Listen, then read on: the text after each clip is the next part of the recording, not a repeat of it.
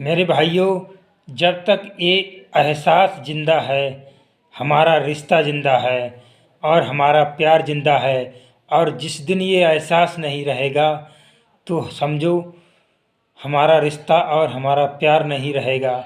यह एहसास ही तो है जो हमें एक दूसरे से जोड़े रखता है मेरे भाइयों। ये एहसास ही तो है जो हमें एक दूसरे से जोड़े रखता है। तो एहसास को समझें और इसका अनुसरण करें मेरे दोस्तों। कहते हैं किसी चीज़ का या किसी वस्तु का या किसी एलिमेंट्स का या किसी मानव का अर्थात आदि। तो मेरे दोस्तों, हम उसका एहसास हमें तभी होता है जब वो हमारे समीप नहीं होता है, हमारे दाएं बाएं या संक्रमित में नहीं होता है मेरे दोस्तों। उसका एहसास हमें तभी होता है जो हमारे समीप नहीं होता है। तो मेरे दोस्तों, जो कुछ होता है हमें विच्छेद होने के बाद ही उसका एहसास संयुक्त होता है मेरे दोस्तों, प्रतीत होता है, अग्रवित होता है।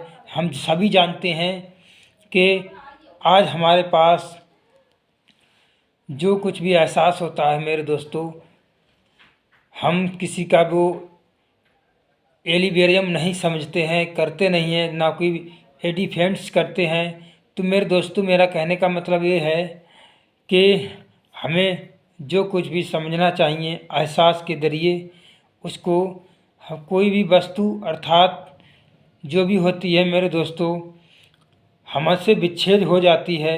अर्थात मानव हुआ, कोई आदि हुआ, पशु जानवर इच्छेद में नियमित हुआ। तो मेरे दोस्तों, जब वो हमसे विच्छेद होता है तभी हमें उसका अनुसरण आग्रह कहलाता है। तो हम सभी जानते हैं मेरे दोस्तों, इस पर दो बातें हैं।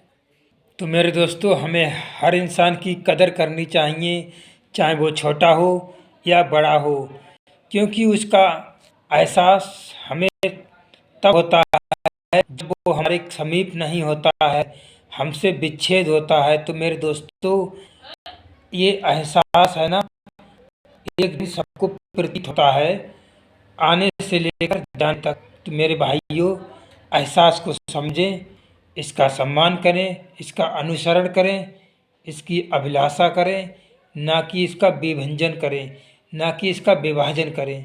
तो मेरे दोस्तों, मेरी बातें अच्छी लगे मुझे लाइक शेयर कमेंट फॉलो करें और मेरे भाइयों मेरा सपोर्ट करें। जय हिंद, भारत माता की जय, वंदे मातरम।